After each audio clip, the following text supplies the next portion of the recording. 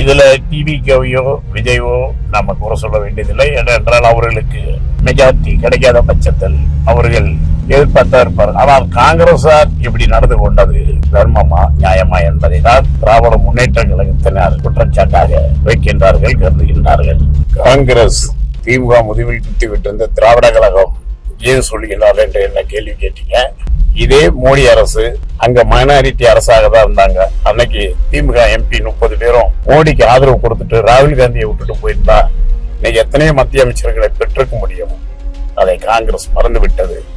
ராகுல் காந்திக்காக கூட்டணி கொள்கைக்காக உறுதியாக நின்ற திமுகவை இன்று பதவிக்காக செய்து விட்டார்கள் என்றுதான் திமுக தோன்றும் திராவிட கழகமும் கலந்துகிட்டது. அன்று மோடி மைனாரிட்டி அரசாக இருந்த போது திமுக ஆதரித்திருந்தால் எத்தனை மத்திய அமைச்சர்களை பதவியாக பெற்றிருக்க முடியும். அதை செய்யவில்லை இல்லையா திமுக. அதனாலதான் திமுகவை நான் முதலில் குத்திவிட்டார்கள் காங்கிரசார் என்று திராவிட முன்னேற்ற கழகத்தினர் குற்றச்சாட்டாக வைக்கின்றார்கள், கருதுகின்றார்கள்.